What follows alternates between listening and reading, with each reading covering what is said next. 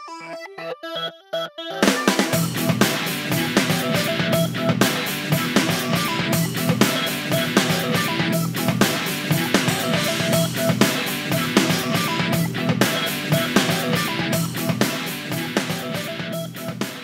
and welcome to NerdVsWorld, episode 10, In the Name of the Nerd. Dear God, we made it to 10 already. We've made it to 10. I know. Crap. And who are you? I'm Brendan. I'm Spindles. And I'm Ady. So, good people, what have Hello, everyone. You're shattered, mate. I am shattered. I've been very busy, and then there was a late night drinking beer last night, which was probably ill-advised. And yeah. I've been up till 4 in the morning watching the wrestling last 2 nights. It was Extreme Rules on Sunday, and it was Raw last night. It was pretty hard work, because the wrestling's not as good as it used to be. So staying awake was pretty touch and go. And I'm on burnout, and I've been spending the last 2 days wrestling students on the ground. That is part of my job remit as an instructor. No, you just wrestle students for fun. That is actually good fun. So how are you all doing? Yeah, good, mate. Yeah. So just a bit tired, but very cool. Still, recovering from last weekend's trip down to Brighton, which was awesome. I believe you have an interview for us. I do indeed, yeah. That'll be out next week. I'm just cutting that together at the moment. Was an interview with the very lovely Robert and Raygun Rankin, who gave up some of their Saturday afternoon to come and speak with me, Emma and Megan in a pub. Awesome. In Brighton. And yeah, the conversation ranged from all sorts to return of Barry the Time Sprout and the Big Bang. I think we started talking about the Big Bang Theory, and then it actually went into talking about the Big Bang Theory. So it got a bit heavy at points, but yeah, it was all really cool. Awesome. Yeah, it was really, really nice of them to spend the time, and then we went from there to see Professor Elemental again. So yeah, it was really cool. His new Professor Elemental's attic show. Oh, cool. Which was very cool. It was awesome. Him. Basically, he had the stage full of props, and he had loads of numbers on the stage, and he's got audience members to pick a number, and then did the tune that was associated with. There was a particularly good kind of old African tale told by Jeffrey in the form of puppetry. It was like shadow puppetry. Done by a... old African myth and legend involving the usual Spider-Man and things. It was genius. Shadow puppetry with Spider-Man amongst other things. I'd love to give him a makey and see what he comes up with. He's got the sort of mind that could do some wonderful things with that. Indeed. So yes, that was very, very fun. And then he just released the new issue 2 of the Professor Elemental comic as well, which was very, very cool. Yeah. Loads of stuff in there. So there was one done by Tom Brown, who was working with Jonathan Green and Professor Elemental. So yes, everybody's tying together. They are. We had to see if we can get Tom Brown on the show at some point. Oh, I'd love that. Yeah, cool. That would be. So, Tom, if you're listening, yes, if you're listening, the invite's out there. Please do if you've got the time to spare, because I think he's over in Gloucester. I think so. It's not too far away. So yeah, that would be cool. We can always travel to record interviews. Indeed, yeah. So yes, if you fancy being on the show, so we'd love to have you on. So yes, that was last weekend, and then I spent most of this weekend just chilling and watching Star Trek. Yep. Going to see on Saturday with Megan. And, yeah, it's cool. Well, I did my review of Star Trek. I think people know where I stand on that. We'll try and keep it spoiler free because Ady hasn't seen it yet, so we won't do any of the big reveals that were in it. But yeah, I thought it was brilliant, and I really enjoyed it.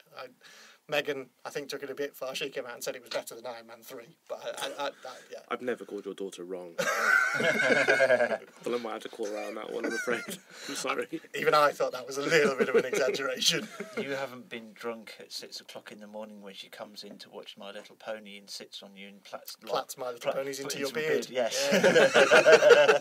And random other... anything else that's not tied parts, down, yeah. Into my hair. That's wrong. Yeah, that's the joys of sleeping around at ours. Yeah. That was when she was about 5. Well, yeah, and we've got a slightly bigger house now, so you've actually got a spare room now, whereas previously it was just people had to crash out in the living room wherever there was space, and she'd come down in the morning, be completely oblivious to the fact that anybody required sleep, and just assault them in their sleep.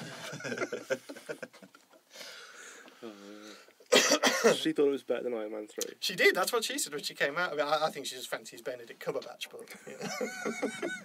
Everyone seems to fancy him at the moment. don't understand why.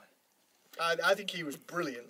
I think he was. I wasn't expecting him to be quite as all-action ninja foo as he was. That was brilliant. All-action ninja foo. Absolutely, sir. That's the technical term. Yeah, loving it. There's some pretty intense fight scenes. There were some bloody good fight scenes. And so sort of bring it back to the real. I think it's taking it where Star Trek has gone before, because normally Star Trek is your kind of toe-to-toe punch-up style, was about as far as it ever really goes. No, there's some of the fight scenes take it a lot further than the old bam kapow splat fight scenes from the original series. Proper blood and just ripped. There's a lot of there's some horribly implied stuff. There's a lot of wire foo. And a lot of kind of CGI parkour type stuff. Yeah, and there's some bone breaking. Yeah, but yeah, it's pretty cool. I really enjoyed it, and I like the ending. It has its critics online, you amongst them, I believe, sir. You're not a fan of how they ended it. I like the parallels back to the original series, having gone back and watched the original movies again to kind of compare and contrast. I think that you'll probably get a bit more of an explanation out of it, of what people are concerned about at the start of the next film, I would say. Well, see, that's kind of the problem as well, is that not only was the end of this film so highly borrowed from one of the other films, it irked me. The inversion of the characters annoyed me as well. It seemed to undermine some of the sacrifice and intent behind both scenes in both films for me, and I don't want a film to finish requiring you to see the start of the next film for it to make sense. But then again, that's what the original movies did, because that's what, when if you look at Star Trek 2 and the start of Star Trek 3, they left it at the end of Star Trek 2 with Spock dead, abandoned on the Genesis planet. And Megan was like, "Oh, so he's going to come back now?" He was like, "No, that's actually it. He's dead." She was like, "Is there another one? There's got to be another one, because he comes back from the future later on, so he's got to survive." I was like, she outplotted me there. So she realised that he had to come back and be alive again in a later movie in order for him to come back in time for this alternate timeline to happen. So then we watched Star Trek 3, and she was like, see, told you he had to come back to life. What did you think of number 3? Star Trek 3, having watched it again. What did Megan think of it? She enjoyed it, yeah. Yeah, she enjoyed both of the originals. Yeah. That's cool. Yeah, very much so. She liked relating it back to things she'd seen in like the very first movie, like the Kobayashi Maru test. Yeah. She related that back to the first Star Trek movie and things like that. So she's picking it all up and kind of cross-referencing it between the continuities, which is great. Yeah. Works for a 9-year-old. But not for me. Not for you, sir. But, I don't know. I mean, I kind of like leaving films on a cliffhanger. I think not if it's too obviously openly done in that way. Well, presuming that they're going to make another film. Yeah. I say Back to the Future, the classic example. Come on. Yeah. Okay. You've got to love Back to the Future and the fact that it went, at the end, you're going to do something about your kids in the future. And that was like, yeah, okay, well, you've got to watch the next one. Yes. If there is a next one. But that ending also could have ended there. You didn't necessarily need to have Back to the Future Part 2. No, you didn't. That wasn't ending in and of itself. It's just a throwaway line that leaves room for a sequel if one's needed, but could also just finish off the movie. Whereas having a film which requires a sequel is kind of, as well, I said that about Prometheus. It's lazy storytelling. Writing it so that if you can't contain the story within one movie, I guess for me though, because it's part of a larger continuity and a larger timeline, there's got to be breakpoints where you've got to say, right, that's all we can fit in this movie. Let's put that into the next, because there's obviously going to be a next. Or is there? Well, there's bound to be. It's a successful franchise. Well, saying that, it hasn't done nearly as well as they're expecting it to do. its opening weekend in the States was significantly lower than expected. Iron Man 3 was still overshadowing it, and even Fast and Furious 6 was outperforming Star Trek. Everybody keeps saying that that's really good, and I can't possibly to watch believe it. them. I can't. No. Everyone loved Fast and Furious 5. It's because it's an easy... it's like easy listening music. You don't really pay attention to the artist or to the music. It's just sort of background stuff. Yeah, it's chewing gum action. It is, yeah. And that's what makes it so popular. It's an easy film to go and sit and watch for whatever reason you've got. I don't know. Do you think it's going back that sci-fi and stuff like that's going back to niche again? Well, I would say yes if it wasn't for Iron Man 3 outperforming everything. Indeed, yeah. So I mean, that's done $1 billion at the box office already. Second only to the Avengers. But apparently, out of certain genres of sci-fi will continue to be prolific. It looks like superhero movies are fine, because I think out of the 12 movies that have broken the $1 billion barrier, 4 of them are superhero movies. There's Dark Knight, Batman Begins, Avengers, and Iron Man 3. All superhero movies. So superhero movies seem to do very, very well as event movies, but sci-fi seems to be slipping. Just even from a headcount point of view, when I saw Iron Man 3, I went to the midnight show at the View in 3D, and the screen was pretty much packed. It was a really good turnout for a midnight screening. When I saw Star Trek, there was very few people there. Do you think it's a fracturing of the audience of people who are kind of loyal to original Trek and don't want to have anything to do with this one, or kind of polarising opinion? I don't necessarily think the split is between die-hard old school Trek fans and new Trek fans. I don't think that's what the split is. I think it is just simply between Star Trek fans and non-Star Trek fans. I think it's a sci-fi genre that seems too niche to appeal to everybody. In the days when Who fans and Star Wars fans are beating each other up at conventions. You never know, sir. Yes, I read Actually, I just want to say one thing about that. Something I don't think we really... beating. We don't need to cover that here, I don't think, but all the news articles about the fight at this Norwich convention between Star Wars fans and Doctor Who fans, they were showing stock images of, I think it was UK Garrison. Right. And the Galactic Knights came out this week to just clarify the situation that it wasn't the Galactic Knights, the UK Garrison. No, it was none of them. No, it was one guy who runs one club and one guy who runs another club, and basically the police got there just to kind of separate them, and it wasn't like a huge kind of like lightsabers and sonic screwdrivers at dawn moment. It was no. But all the reports showed images with the report of stock photos from Star Wars groups in the UK, and none of them were involved. This is not associated with any.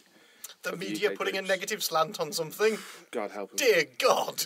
I know. Call the press. Does that mean like Sci-Fi Weekender is going to be, heavily policed now, and they're going to have to, inspect everybody's ID and going onto site and. To be honest, I think there's enough people going to Sci-Fi Weekender who will self-police it. To be honest, you say that, but there's a lot. And I'm not saying they'll look after everyone. There'll be an elitist core at the Sci-Fi Weekender who will look down on anybody who was not a die-hard fan. It'll be forgotten. Yeah. It was a puff piece. Yeah. But at best, it was a puff piece. Even a little thing like that. There's like big events in the bike community that have been. A similar sort of thing happen to a very small event somewhere in some random out of there thing, and the police have gone, right, you're not having this big event that's going to be helpful to the community, blah blah blah, blah because of this happening in some remote bloody place. I don't think that's where I go with that one. It's like is that going to knee-jerk overreaction of authority? Yes, but there was no actual violence involved. There was just one man called someone a name, and the other one just got super defensive and called the police. So anyway, let's not. We covered that a lot more than I wanted to. Yeah, I just wanted to clarify that no official Star Wars group in the UK had anything to do with that. Indeed, no one did. So, but it got us away from Star Trek. Yes, and you just brought it back. Well, on to something else that's going to enrage you is the announcement of somebody saying they're going to be involved in a future Star Wars movie. Yeah, you told me this news upstairs, getting the coffee. Damon Lindelof has announced he's going to be involved in one of the forthcoming Star Wars movies. I am really disappointed at that, because they had the guy on board who was writing... He wrote Toy Story 3. Well, yeah, that's for Episode 7. Yeah. Yeah, I think he's still on board. Well, that's cool, but what Lindelof is usually brought in to do is rewrite other people's scripts. Yeah. So I have a copy of Engineers by Jim Spates, which was the original script for Prometheus. And I read that script, and if they'd made that film, I would pay anything for that movie, because it was a great script, and it was very definitely an Alien prequel. Lindelof changed too much of it, and he removed bits that he didn't like and kept bits that he did like, but the bits that he removed were needed as exposition for the bits that he kept, which is why Prometheus made very little sense in the shakedown. Now, I don't want him to come in and rewrite a script somebody else has written for Star Wars to make it a big mystery and fuck it up. And that's my concern. As soon as you said that upstairs, I was just... Well, this is going to be like a raged. Scooby-Doo Star Wars. No.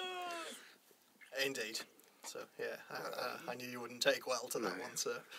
But, yeah, I don't know. I don't know whether he's going to be script editing someone else's or whether he's going to be writing his own for... Because it doesn't say particularly which one he's going to be involved in. Or is it, is it definitely going to be a film, or is it going to be one of the TV shows? I think he definitely said it was to do with a film. Okay. So it could be one of the new trilogy, or it could be one of the two standalones. Standalones, yeah.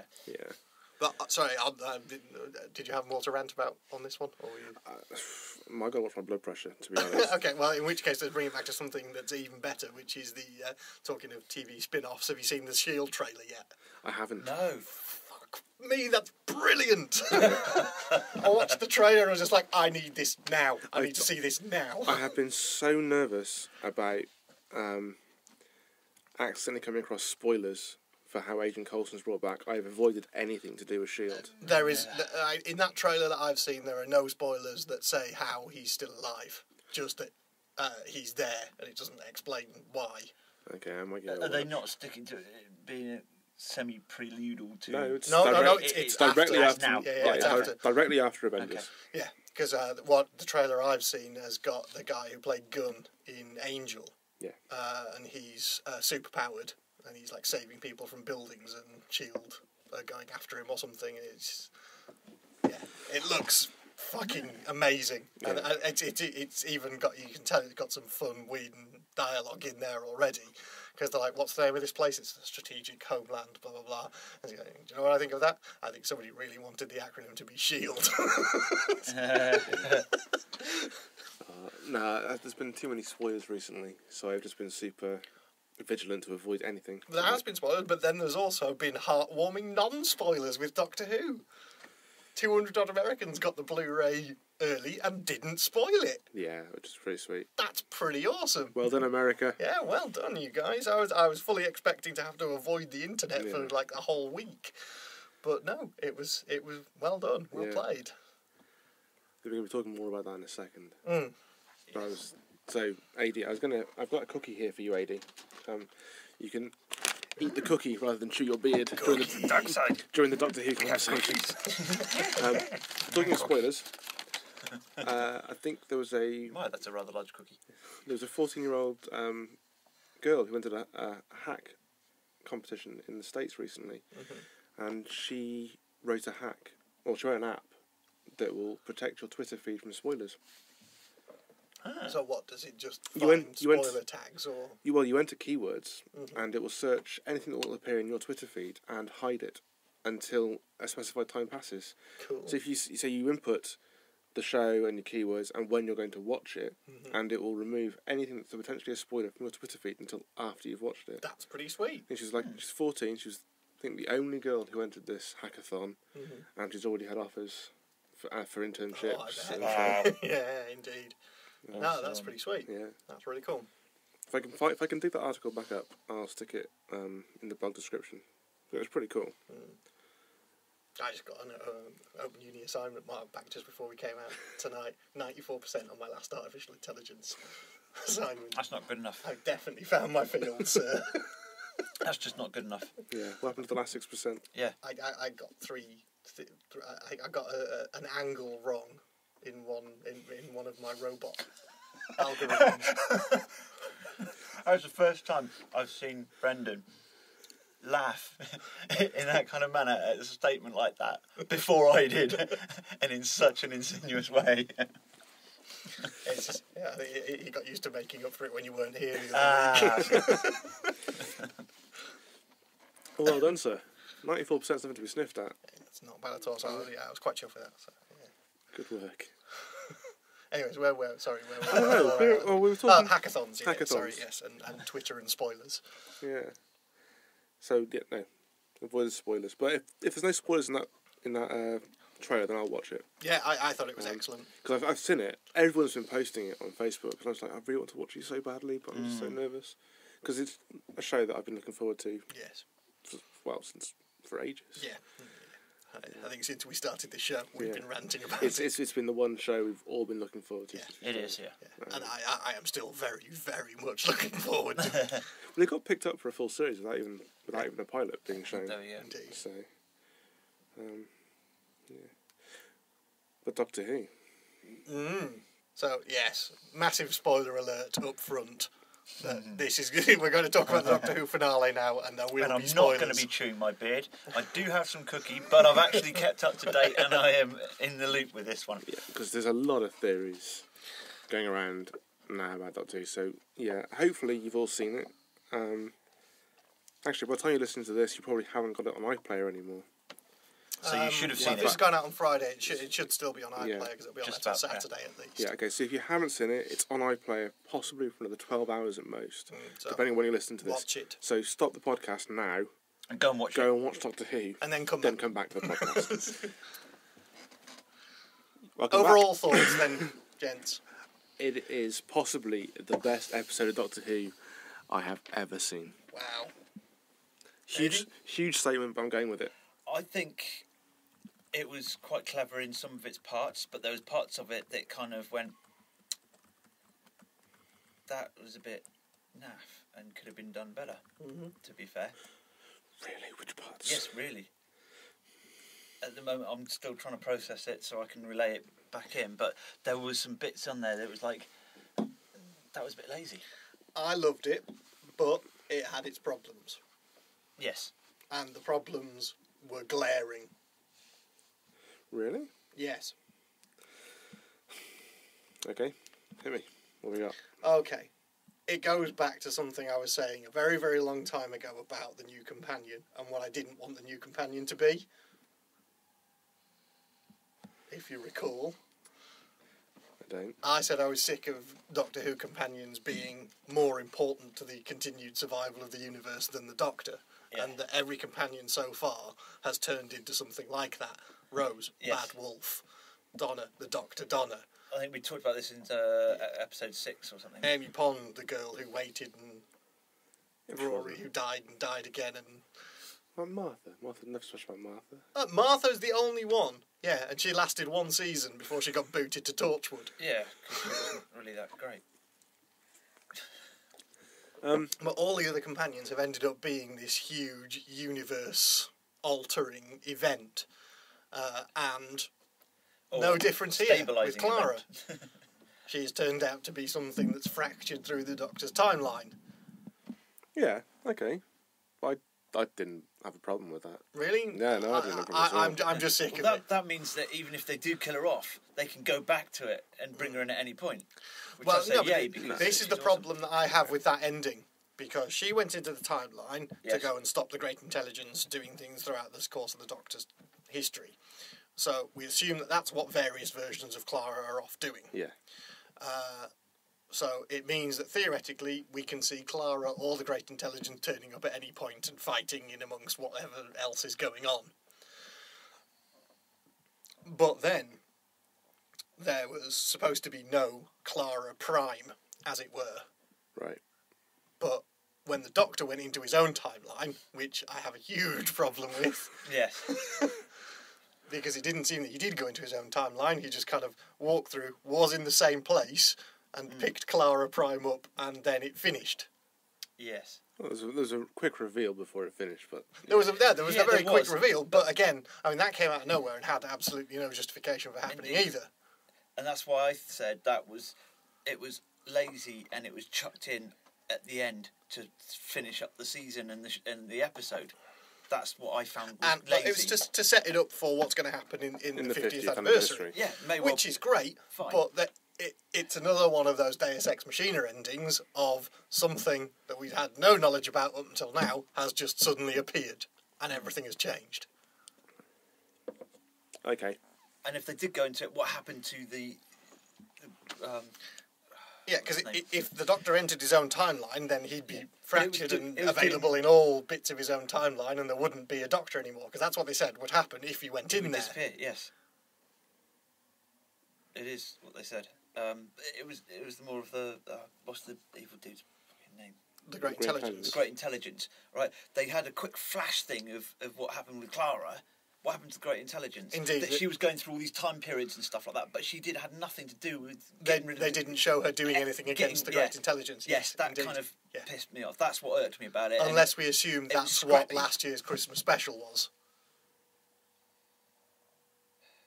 Was an aspect of Clara fighting the Great Intelligence. Yeah, very good. Yeah, but it wasn't the Great Intelligence. It was... No, it wasn't. It was Great Intelligence. It wasn't. The Christmas episode. So essentially, the Christmas episode comes after the finale. Yes. Yeah, in the Doctor's continuity. Yeah. Well, in Clara's continuity, it comes after. Yes. Yeah. So I don't know. But yeah, don't get me wrong, I absolutely fucking loved the episode. That first 2 minutes had me squealing like a fangirl. Just with Sylvester McCoy hanging off the cliff. From Dragonfire, sorry, yes. That was point where I was just like, yay. But apparently all the Doctors were in there. Apparently so, but even Paul McGann. They were Blink if you and you'll miss them apparently with David Tennant and Paul McGann. Well, Paul McGann's was on Venice Beach. It was a very quick snippet of Venice Beach with Paul McGann, I think. Right. I don't quite get the point where she's kind of meant to be dressed like Ace. Well, she was kind of dressed like every companion. Kind of, yes. I think that's just... But I loved it. I loved the idea. Some of the CGI was a bit ropey. Yes, some of it was. But it's forgiven for the fact that they did it. Yeah, I let it go completely just to see John Pertwee in the car again. Yeah, as Doctor number 3. That was just brilliant. Yes, it was absolutely excellent. So yeah, I was a very, very big fan of that. And to be honest, from that point on, I was prepared to forgive that episode anything. Yeah, absolutely. Yeah, so was I. Yeah. But the more I think about the ending, the more I think there are problems. Yeah. Yeah, but actually, it's odd because it's probably the first finale that he's done for Doctor Who that I've actually found closure with. I actually kind of liked Clara's explanation that it made sense in terms of the timey-wimey wibbliness of the Doctor's continuity, but it wasn't at all seeded during the linear progress of the series. But I liked that they found a way to make it make sense, and that pleased me. It didn't seem to be open-ended or rushed in my eyes, not like the Pandorica opens and... I guess you've got to look at it in the fact that it wasn't particularly a season finale because you've got the 50th. Yeah, okay, yeah, because that's going to be a standalone, isn't it? Yes. And that is, let's face it, going to be the season finale. Essentially, but they will have the Christmas episode afterwards. There will be a Christmas episode. So I'm sure that the Christmas episode will probably tie up a lot of things. I imagine so. Well, from the hype it's getting, the Doctor Who will never be the same again. Obviously, this is going to be a huge thing for the next season, couple of seasons, rest of show. Yeah, well, season 8 has been confirmed. Yeah. And Clara has been confirmed for season 8. Yeah. Matt Smith hasn't been confirmed yet, not that I've seen. I'm pretty sure he had. Yeah, he said there was a thing on Digital Spy that said he's ready to start shooting it next year. Oh, well, I'll take that back then. Because he's doing a film at the moment that he's doing a film at the moment that he's had to shave his head for. Yeah, with what's his name? Ryan Gosling. Yeah, and then he says he'll be back shooting Who again. Oh, awesome. So as far as I'm aware, he's back. That's brilliant. He's my favourite. He's already surpassed David Tennant in my eyes. So, plot problems out of the way, I guess. I mean, if anybody out there has further theories to throw in it, by all means send them through. But there were issues that I had with it. There was one I saw from Den of Geek. They put up a good point. It's already been established in canon now through Neil Gaiman's episode. Nightmare in Silver or Doctor's Wife. Doctor's Wife. That the Doctor didn't steal the TARDIS. The TARDIS stole the Doctor. Yes. So, when Clara directs the Doctor towards the TARDIS. Yeah. Is Clara acting as an agent of the TARDIS? Yeah, I saw that. I don't think so. No. I just think that, she points him in the right direction and the TARDIS did what it did. Yeah. But yeah, I mean, I think out of all of the kind of CGI scenes, that was my favourite, the William Hartnell scene. That was wonderful. Really well done. But yeah, the other big talking point is the identity of John Hurt. Yeah. So, who's ascribing to what theory in the room? I think he's Doctor Number 9. You think he's a regeneration in between McGann and Eccleston? Yeah, and I think he isn't the Doctor. I think he's one of the others. I think he's the Beast or the Storm or one of the other names that the Great Intelligence... The Valiard. It's not the Valiard, because that would be the next one. That's between the 12th and 13th, yeah. I think essentially he is the Doctor that fought the Time War, and what he did was so horrific that he has blocked his memories from every regeneration. He remains a secret. But he's saying not in the name of the Doctor. Like, he is the... Maybe... I have a theory of he is the original before he became the Doctor. This is the other big theory. He is the... He's what came before William Hartnell. Yes. Yeah. That's my theory of that. Okay. And then, of course, the other one is that he's an older version of McGann.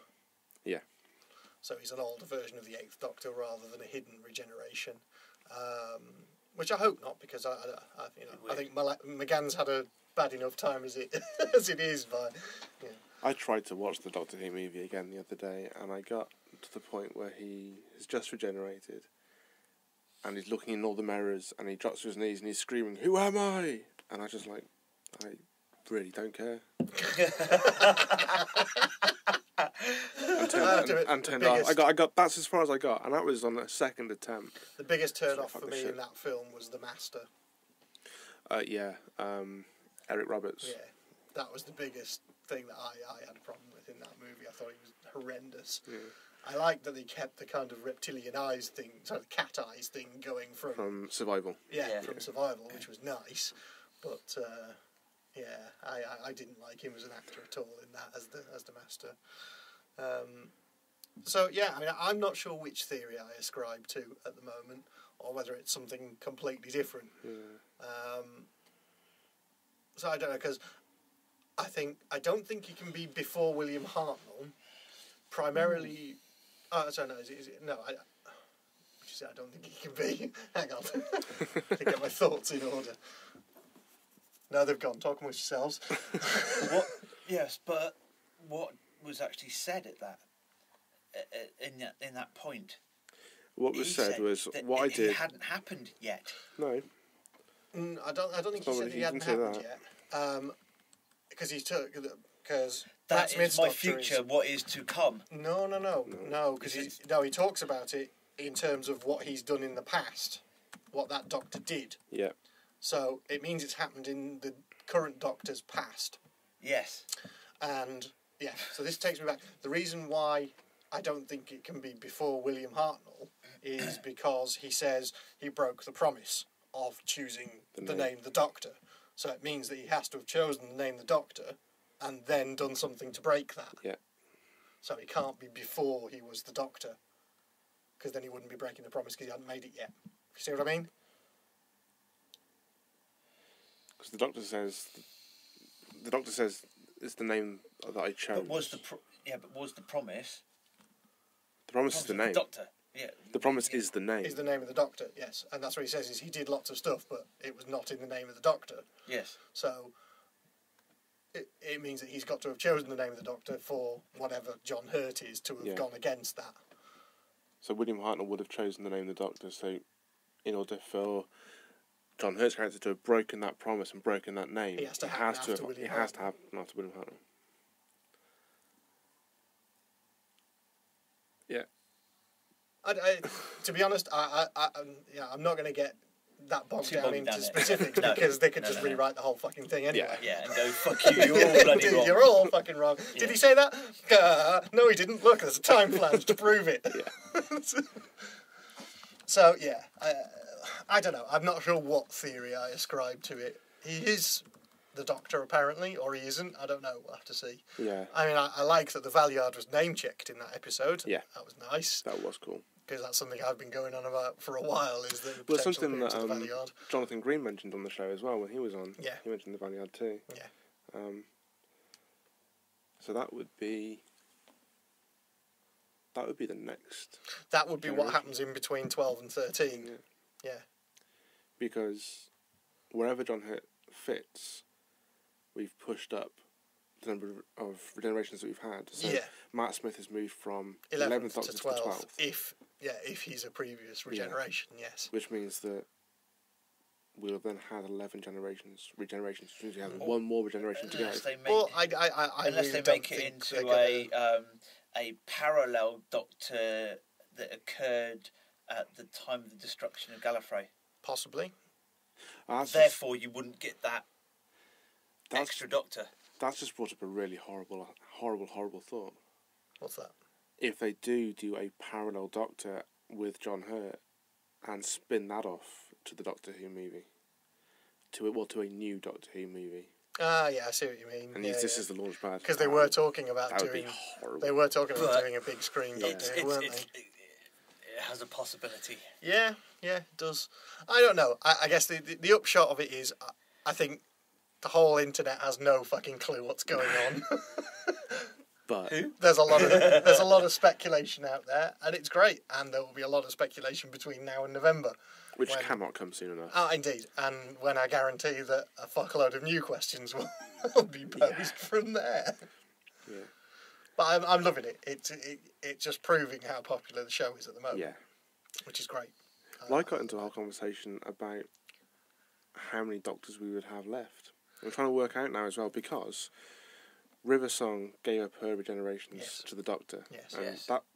And she'd already had 2. Yeah, she was on to a 3rd regeneration, so unless she'd used others, because she was the little girl. Then she was Mel's, and then she was River Song's. No, she just used 3.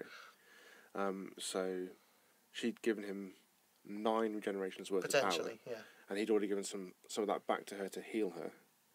And then there are other ways to... Well, the Master's already gone beyond his and been reset and stuff, so I really don't think that it coming to the 13th Doctor and then that being it, that's just not going to happen. No. If the show's popular, insert time flange here. They'll keep going. There'll be another artefact of Rassilon or something to go for. Yeah. Replicated MacGuffin. Yeah. Hand of Omega or something. Yeah. That's gonna... Well, I think we can probably... Or just find more Time Lords. Yeah. Find the High Council who might have somehow survived the Time War, and they can just gift the Doctor another cycle. Well, they got locked back in there with the Master, didn't they?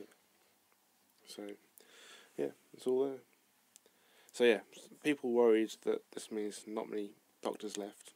Don't worry about it. Indeed, yeah. There'll be more. It's a sci-fi show. There's always a way out of it. Regardless of what happens. But yes, I absolutely loved it. Very, very happy with it. Yeah. I'm massively looking forward to November now. As you say, can't come soon enough. But it was just the whole feel of the episode for me. It just felt epic. It was utterly epic. I liked the nice, almost farewell for River Song as well. Yeah, that was done well. I liked the way that was done, and the explanation of reappearance and recurrence in random places where people are like, "What the fuck are you on about?" And that was done right, it was tidied good, in and well. My entire family were blubbing like schoolgirls. That's what I was saying. Why did they throw everything together really, really quickly at the end and go, fuck it, we've got to finish the series. When they did something like that so well, why did they just ruin it by going, all this happened next episode? Yeah. I want to give a special mention to Catherine Stewart, who plays Jenny. Oh, she was because brilliant. Yeah. That scene when in the silence and she says, "I think I've been murdered." Yeah. That scene was that hit me right in yeah, the feels. Indeed. So hard. yeah. I think I've been me too, murdered, madam. That was awesome. It was amazing. It was fantastic. Those three, Strax, Vastra, and Jenny, they've been used really well this series, and they've added to it. Strax has become like my favourite supporting character, beyond a shadow of a doubt. He is absolutely brilliant. Be silent, boy. He's just so funny. And love your women and intellectuals. I think he's genius. I think I have him on the run, sir. He says that with his hand through his chest. That's almost in the guise of Monty Python. Black Knight. Yeah. Silly freshman, come back here, chew your ankle off. Yeah, but there can't be enough of him in an episode, as far as I'm concerned. Now, I would love those three to get their own spin-off show. I would watch. It would work. Well, it would work, and they could do that in place of the Sarah Jane Adventures, because those three and in place of Torchwood. Yes. They're perfect set up to be. They could pitch either way. They could pitch to the children's series or to the adult series. Yeah. But there was a danger they could have been really overused. But they were used 3 episodes, and their appearances. Every really time they've turned up, you know it's going to be something epic. Yeah.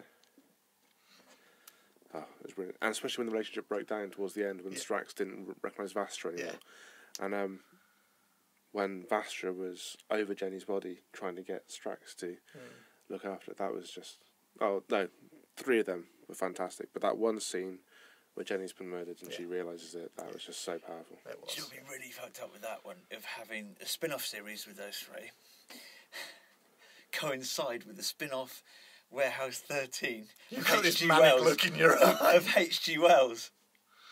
That would be and pretty actually cool. have it so they actually do cross timeline, because it's set around the same sort of time period, of actually have that meeting of that, and having some of the stuff that H.G. Wells. Well, because Vastra and them are Victorian London, so because what they're saying in the Doctor Who continuity is that she's Sherlock Holmes. Yes.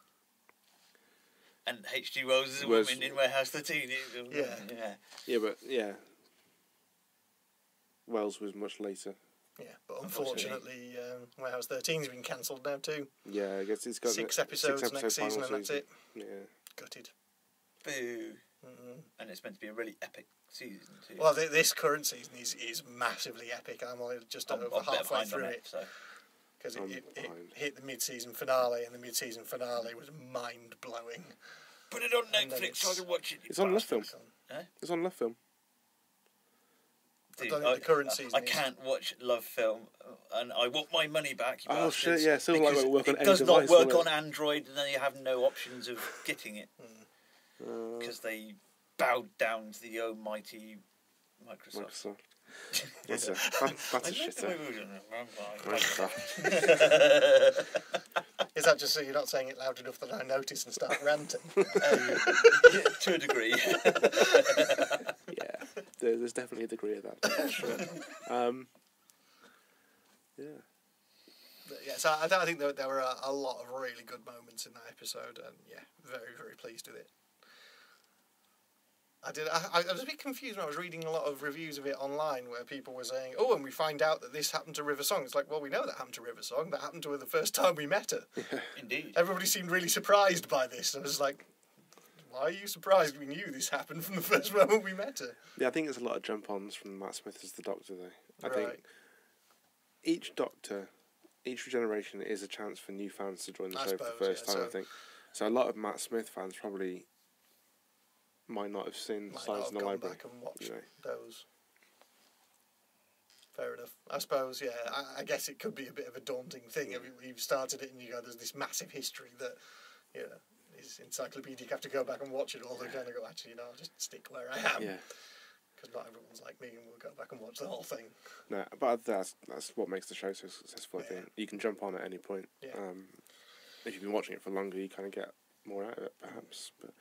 But if you go back to Silence in the Library, Moffat has a tendency to have someone die and then speak after death without realising that they're dead. Yes, indeed he does. Yes, with the Vashta Nerada. Yeah. Dick. That's a really cheap emotional trick to put on people. But I fall for it every time. You're just a big softie, sir. Oh, I really am. To be honest, yeah, from the start of the episode, with the clips of the doctors, I was ready to let Moffat tell me anything he wanted to tell me in that story. And then the unicorns took over. We love you, Moffat. I might have drawn the line there, I think. unless Stasia Kane had helped him write the unicorn plot. Yeah. That'd be a post-watershed story. Yes. Should we take a quick break for some music? Absolutely, sir. Yeah, and then we'll come back and put season finales to rights. Yeah. Okay, so this is an Oxford band called Maps. The track is called Payphone. It's a nice, soft acoustic track for you to make up from the big band we had last week. Enjoy it. We'll put all the links to their sites in the show notes, and we will see you on the other side.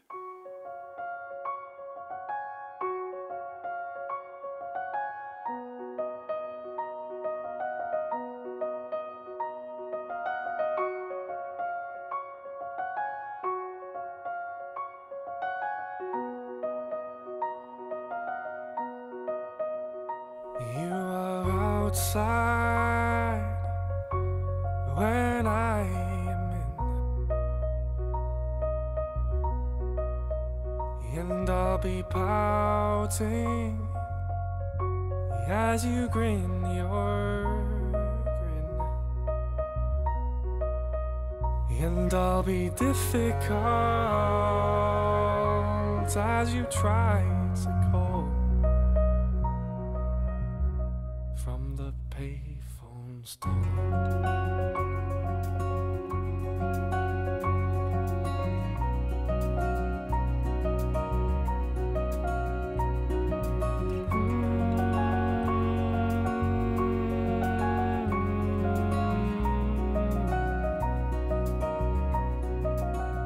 And I am drinking from your favorite cup, and I'll be wallowing when you're out on the pub, and I'll be difficult as you try to call from the payphone store.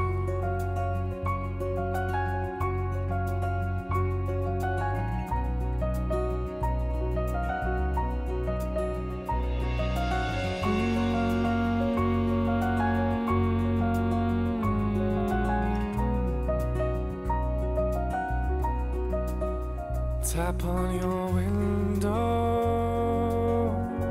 in the pouring rain, and I'll say sorry, but your thoughts are in chain. Things would be different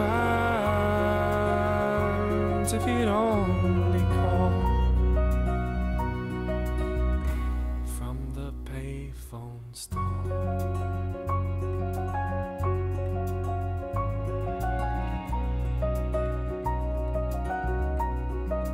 Things would be different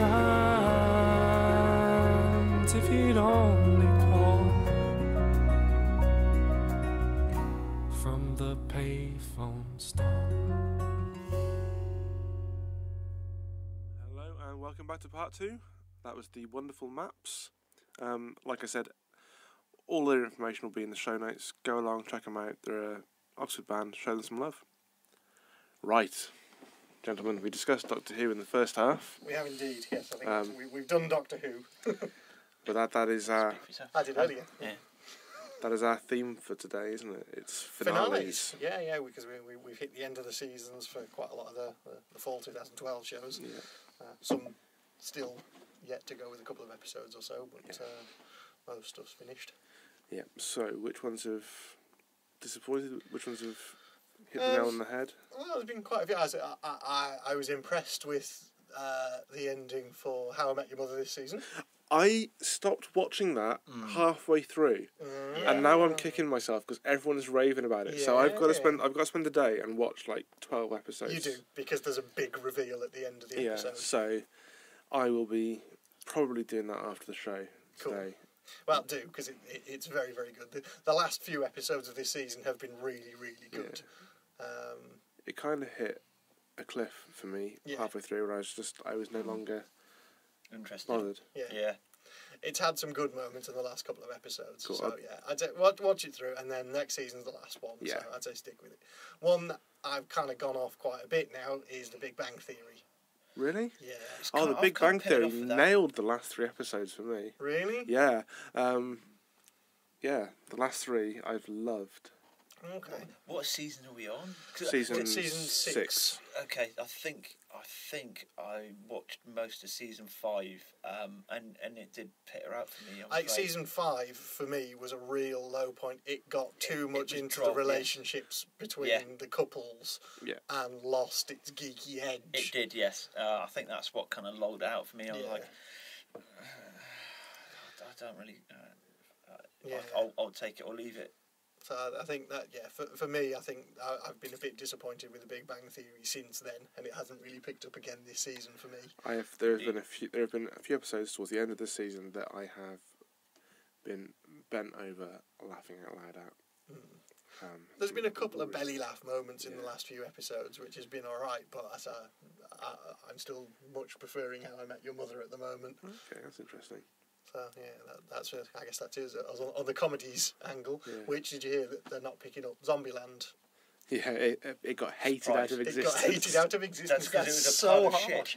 Well, I don't think it was. I don't think it was a pile of shit. I thought it was all right. I was probably more favourable in our review of it than it deserved.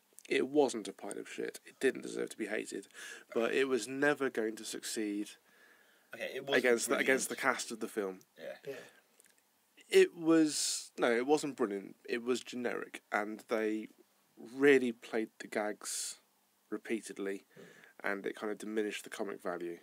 But he was never going to be Woody Harrelson. No. And so it was always going to suffer. And they made his character stupid. A buffoon. Yeah, and he wasn't stupid. He was simple-minded and driven, but he wasn't an idiot. And they made him an idiot in the TV show. So it was always going to suffer. Double fail. Yeah. I think it was a bit harsh, but it got hated out of existence. But that was the report that came out, wasn't it? Yeah. That was the guy who wrote it. It was just like, well, congratulations, guys, you've successfully hated something out of existence. Which just, that kind of sums up what the power of the internet can do. Yeah. Well, that's the thing. They put all these shows up on Amazon. It was a vote on the pilot. On Amazon? Yeah, Amazon. Love Film's Amazon. Oh, yeah. So they produced a whole bunch of pilots. Yeah. To be honest, I didn't see any of the pilots that I would have voted for. Because I wouldn't have voted for Zombieland. No. Dark Minions was fun. I didn't see that one. Did you not watch? Because you don't remember that was the one I was telling you about. There's the 2 slackers on a battleship. That's animated. No, I didn't get a chance to watch that. It's quite fun. I'll check it out. Because I watched Beaters, which was Big Bang Theory with computer nerds, and that was terrible. Yeah, you said. I would have hated that show out of existence. So Hemlock Grove was actually quite good. Emma watched the whole of that over this week, and that was kind of like a bit of a. It was a season finale, and it does kind of leave you wanting for more. Not that it leaves it open ended or ill concluded. It leaves it to it ties things in nicely, and leaves things open in.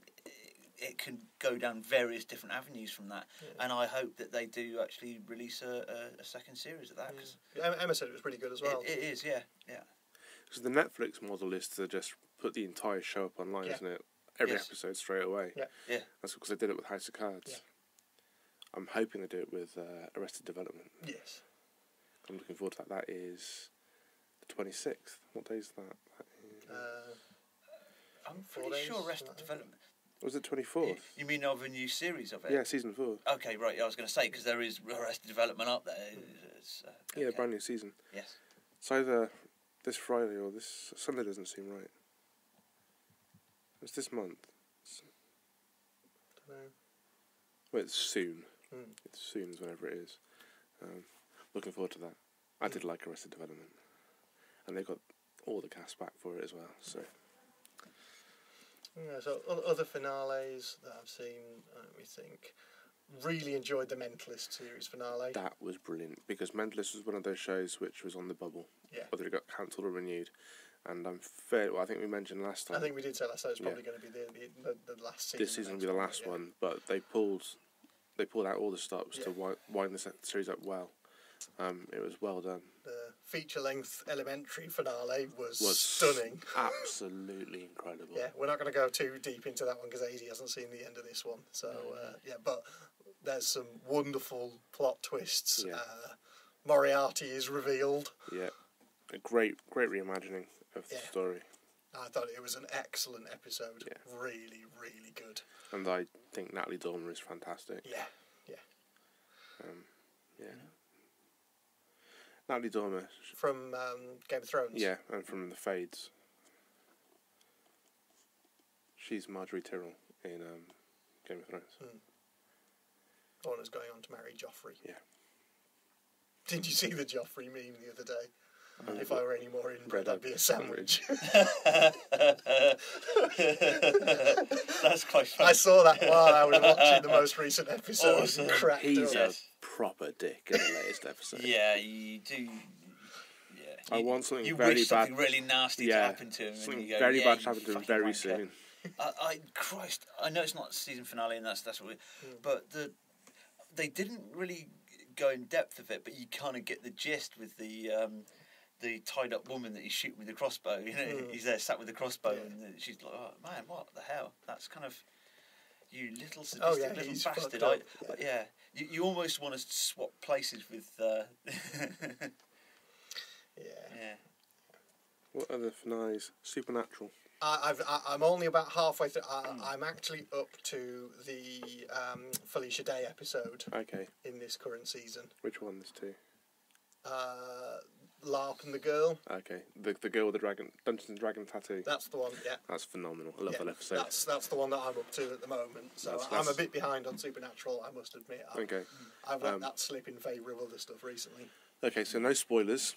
I will say, season 8 in general has really pulled it up again, because season 7, the Leviathan storyline, kind of got a bit stale, and it wasn't the greatest of seasons, and I was worried that season 8 would continue on the same line and be disappointing. I was very wrong. Oh yeah, it's season 8 has been this fantastic. Season's gone back to the original Monster of the Week, and it's been wonderful. But with an ongoing plot as well. Yeah. And they've handled it really well, and the finale was brilliant. Okay. I shall look forward to seeing that. I thought it was fantastic. The last few episodes, when there's a lot of not fan questions, but sort of fans have been thinking, well, why hasn't Crowley done something like this before? Right, okay.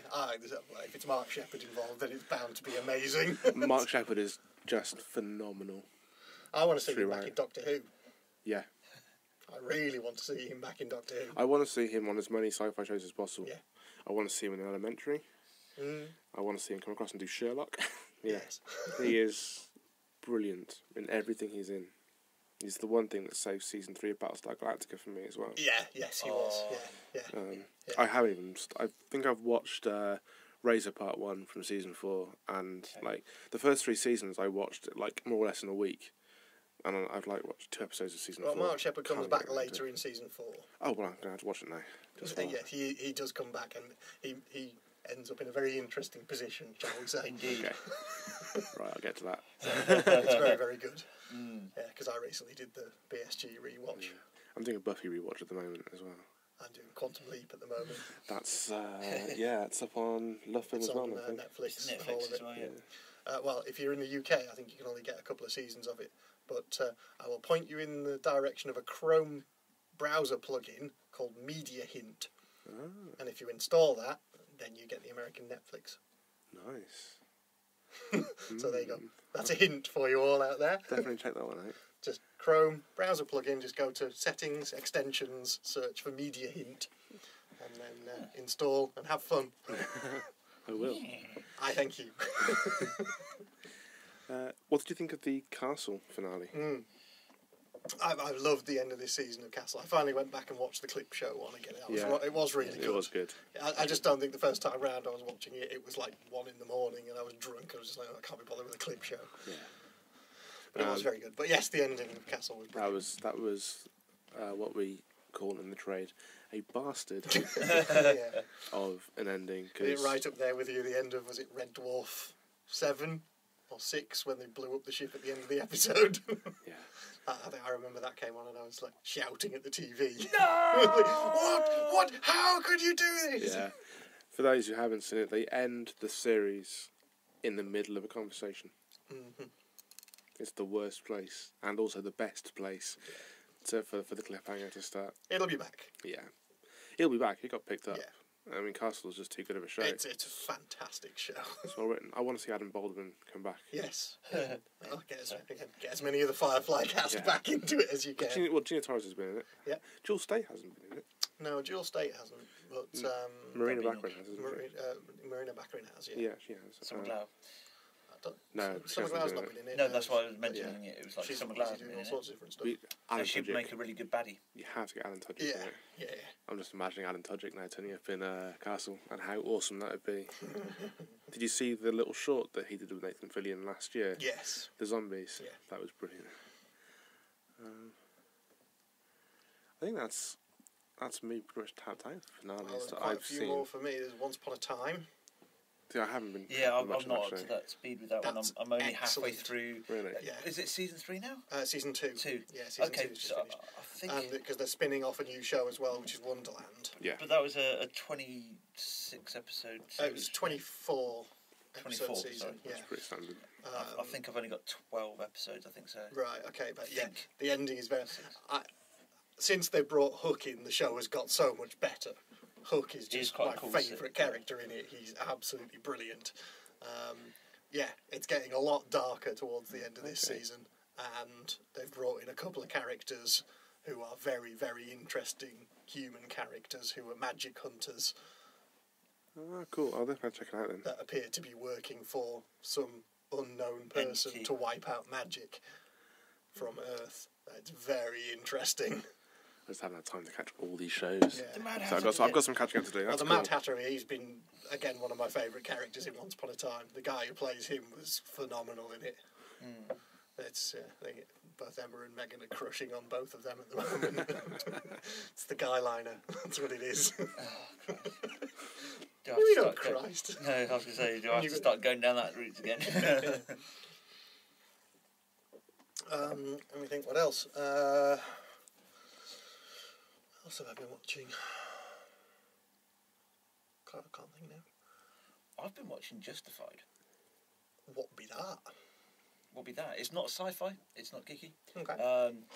It's you can be geek about anything. It's about a US Marshal who gets chucked back to Kentucky after shooting a gangland person instead of taking him into custody. Okay. And that's where he's actually from, and so there's lots of little things coming out the woods of his hometown and issues going on there.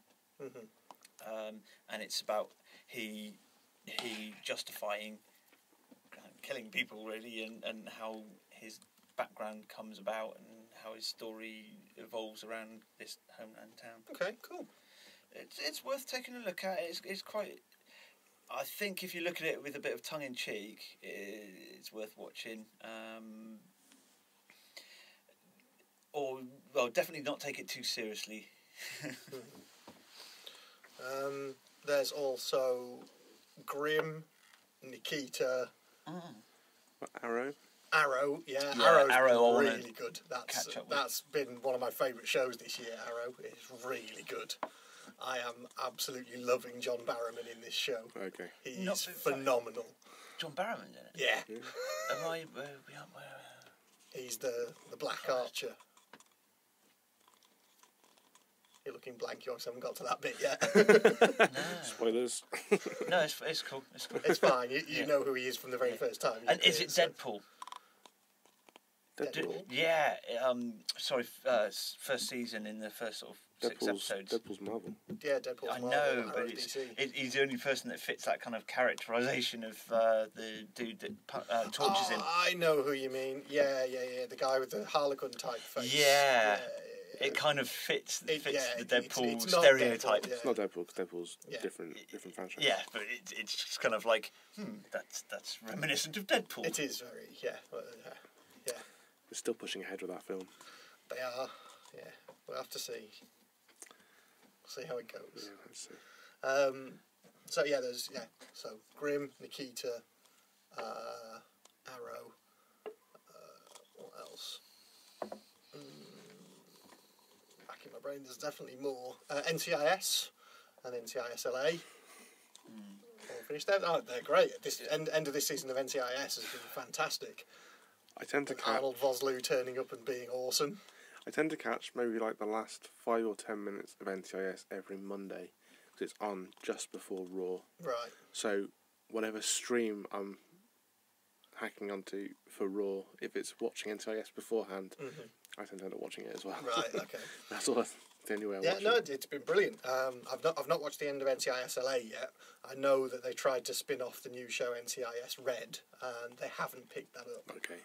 So they didn't produce an actual pilot. They did a backdoor pilot as a double episode. We mentioned that last time, didn't we? Yeah.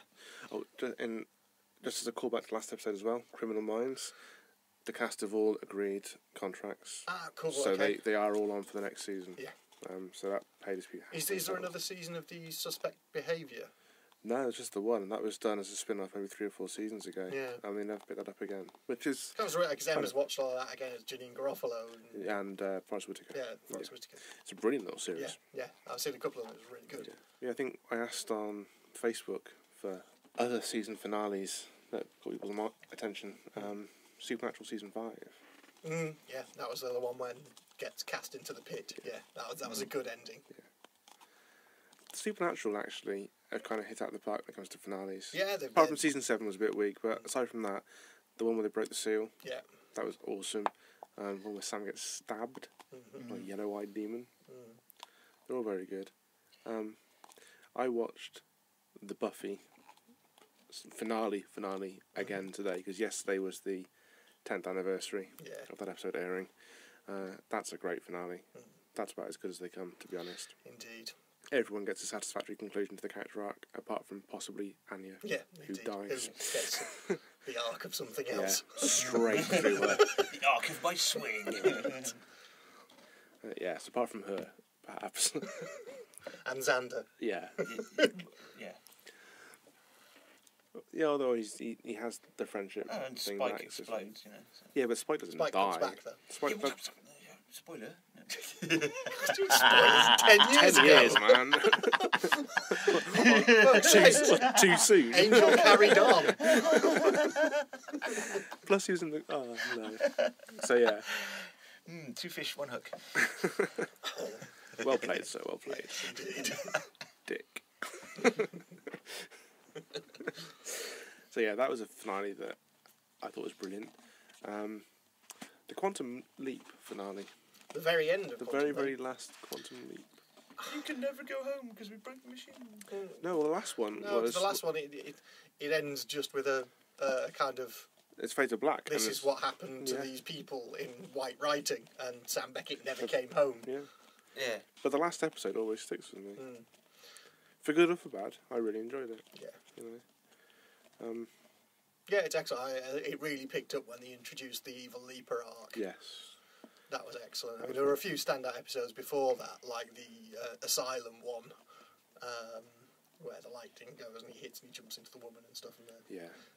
That's an excellent episode. And the feature movie one with JFK. Yes. That one always freaks me out because because of the suicide scene, because he can't jump until he's attempted suicide. So he's there with like ice cubes and cold water and numb his wrists up. But that scene always freaks me the fuck out.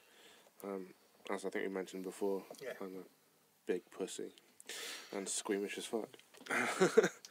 But the thing is, over here when it was on and I was watching it on TV, I never really got the hang of seasons, so I couldn't say a season finale for that. But the final episode wasn't really, because BBC Two got it very, very late on, and they just screamed it. Repeatedly. Yeah.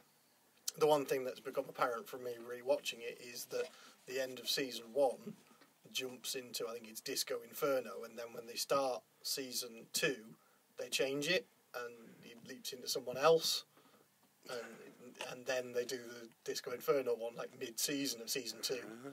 So they actually went back and changed the ending, which was a bit odd. Yeah. I just love the theme tune to that. Oh yeah. I think it was amazing. Yeah. And Dean Stockwell's just fantastic. Yeah. He makes that show. Yeah. Yeah, he's probably one of the other reasons that I stuck with Battlestar for so long. Yes, Dean Stockwell. Very, very good. We should do a geeky cover of You Can Call Me Al by Paul Simon, but do it as a dedication to Dean Stockwell and Quantum Leap. Nice, yeah. That's one. That's what to get writing. Okay. I can work with that too. Yeah. Parody songs. I do like me a good parody song. I'm trying to think of poor season finales. The one that was mentioned again today on Facebook was Lost. Lost. The very, very final episode of Lost. I mean, it explained a lot, but it was... I quite like the ending of Lost. The end of season 1 of Game of Thrones. That was awesome. That was awesome. What, the really shit CGI... Well, Daenerys coming out the fire with the dragons. Fuck me, that was an awesome scene. Oh, sorry, season 2. Sorry, season 2. Are we on season 3 now? We're on season 3. Yes.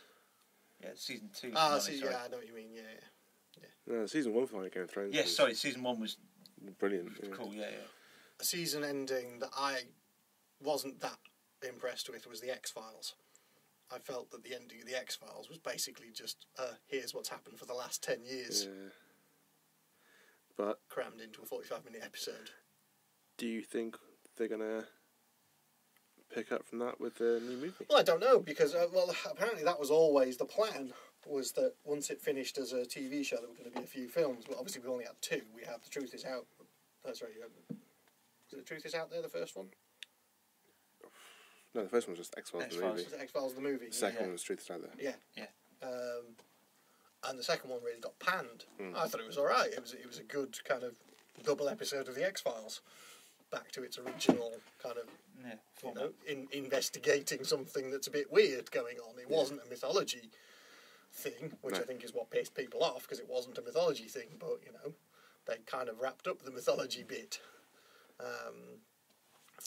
But yeah, I'll be interested to see, because Gillian Anderson's gone saying, we think he's working on it at the moment, so, and both her and David Duchovny have said yes, they'll quite happily do it. And then, of course, there's the season 10 comic, which is starting in a couple of weeks' time. It's in June, and that's got Chris Carter on board. Yeah.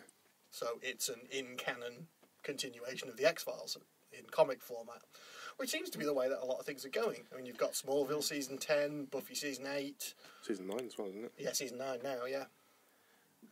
And Firefly carried on in the comics. Yeah, so it seems to be interesting that a lot of shows are going down that route. I wonder if that's going to span out to cartoon or anime version from, like, carrying on. Okay, we've done a few series in comic book format. Let's go along the anime genre, because there is a supernatural anime out there. Which is actually quite cool. Yeah, that's been around for a couple of years. It has been around for a couple of years, but it is quite cool. Yeah. Nonetheless. Yeah, I think it's interesting. I think it works doing comic book continuations, because you have the likeness, the dialogue is written, you hear it as that character saying the lines, so it works. Yeah. I think it's a great way of doing it. Yeah. So, more comic book tie-ins, please. I don't know, I can't really think of any others that I was that disappointed with. Another really good one was season 1 of Alphas, The finale of season 1 of Alphas was excellent. Unfortunately, season 2 then it got cancelled. Yeah. It's a bit of a shame. Yeah. I did quite like that. Season 5 of Buffy for me was a good one. That's when she took Dawn's place as the key. Yeah. I really like the last ever episode of TNG as well. All Good Things. Yes. It's a brilliant episode. Absolutely. In terms of weak Trek, the Voyager grand finale was a bit pants. I've not even seen it. That's with the Captain Jeremy from the future comes back and defeats the Borg, etc., etc. Yeah, it's a bit weak. So. No, but I kind of blank out most of that series from my continuity. TNG knew how to finish a season. Yes. Because Best of Both Worlds Part 1, that was a season finale and a half. Yeah. That was a great episode. And DS9 was a good ending as well. That was a satisfying conclusion to a 5-year plot arc. Yeah, with Cisco Ascends. Yeah. And the books that came after that were brilliant. I don't know if you've read any of those. It came, I think it was at the 10th anniversary or something like it. They did a whole season of books and it continued on the story of Jake and Cisco. And oh, wow. It's very cool. I've got them in mine and I'll lend you them. Very good books. Yeah, I was a massive fan of Deep Space Nine. Yes, it was my favourite out of all of them, easily. I think it could have had that slightly darker element to it and a sort of almost supernatural whilst having the... because it was Ronald D. Moore, who has then gone on to do most of the shows that we still love now. Yeah. So, it's one of those things that you can see his influence in other stuff he's done. It's brilliant. I think just having the fixed location as well was good. The fixed location for Deep Space Nine really worked. It could have gone horribly wrong. You got the sort of like Bab 5 kind of... Yeah. You've got the whole kind of Bab 5-ish thing. It could have gone wrong with it. That assumes something went wrong with Bab 5. No, it doesn't. Okay. I look at you through eyes, questioning you. How else would you look at me? Deep Space Nine came first. Deep Space Nine precedes Babylon 5. Babylon 5 probably... This is the point that I will concede. Babylon 5 probably arguably developed the idea of a massive continuing plot arc, which Deep Space Nine did co-opt from about season 3 onwards. It did. So... and also established one of my favourite ongoing things now, which is Neil Gaiman writing episodes of things. Yay! We all like that. Yeah. That was very cool. Otherwise, Stargate SG-1, I think, did very well at Finalés. Yeah. That takes me back. That's a good old SG-1 had some excellent finales, but a disappointing ending. Yeah. It should have ended at the end of season 8. Before it became Fargate DS1. Yeah.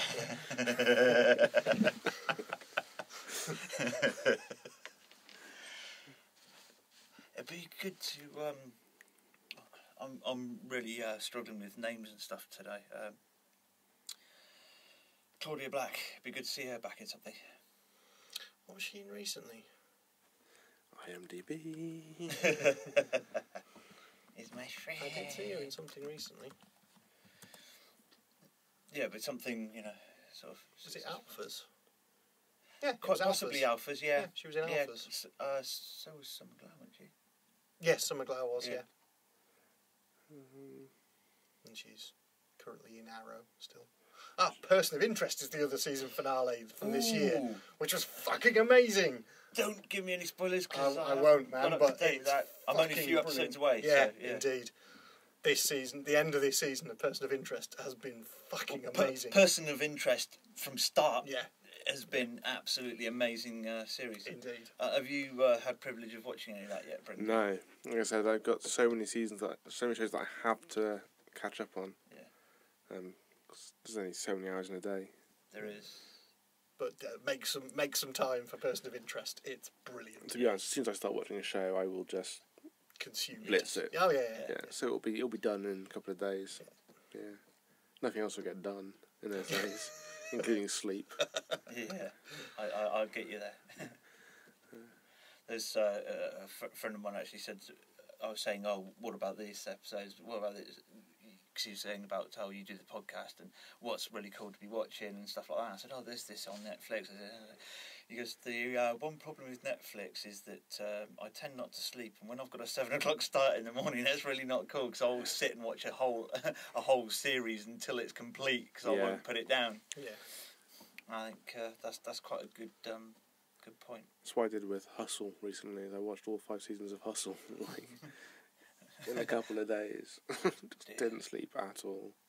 But they're only short seasons, so that's not quite as bad as watching seasons 1 and 2 of BSG in a week. Or watching all 7 seasons of The West Wing. Leverage had some very good season finales. Yes. Yeah, it did. And a very satisfying conclusion. Which I don't think I'm up to. The final end of Leverage is brilliant. It's one, again, that's another one that I haven't seen. Leverage is good. I do like a bit of that. Leverage. Yeah. It's excellent. I've got the RPG for that. I got that on the free RPG day. Leverage RPG. That was tabletop day, wasn't it? Yeah. And also, yeah, I didn't get that one. I got a load because there was an online site giving away PDFs. Yeah. And the way that they've left, going back to the fall shows from last September, their endings leave a lot of promise for the new seasons. Definitely. I think a lot of them have kind of built up to game-changing episodes at the end of their seasons. So. Well, the Mentalist certainly did. Yeah. So yeah, hopefully that will get a good season to finish the story off. And Warehouse 13 doesn't get a good season. It doesn't get a good season. You get 6 episodes to finish it off. Yeah. But if they play it right, then that'll be good. Yeah. At least it's got those instead of just leaving it. Yeah. Which is nice, because a lot of shows have just had to just vanished into the ether, like Sanctuary and things. Of course, there should be mention for Eureka and Fringe. Indeed. Those finales were brilliant. Yeah. Eureka. And Fringe. Fringe was emotional. Yes. And satisfying at the same time. Yes, very good. Jericho was quite good, but Jericho was excellent, but it never got the ending. No, it never got the ending that it deserved. Yeah, that was a very good series. It didn't get its ending, which was a shame. Well, the ending that it did have an ending, which is him flying to Texas. Okay, so I think that's it for finales. Yep. If there's any finales that we've missed that stand out with you in particular, let us know. Let us know your favourites, your most hated. Which shows do you think deserved a better one? I mean, we didn't go into it today, but I would say Firefly deserved a finale of sorts. It definitely did, yeah. Although it got Serenity, so I'll let it have that. But if it got me talking on Firefly, that would be an episode and a half. So I just kind of restrained myself a little. I think by the time we next meet to sit down and chat, the new fall 2013 lineup should have been picked up. Should be more or less confirmed in all sources. So I reckon we should look at the new series that are starting.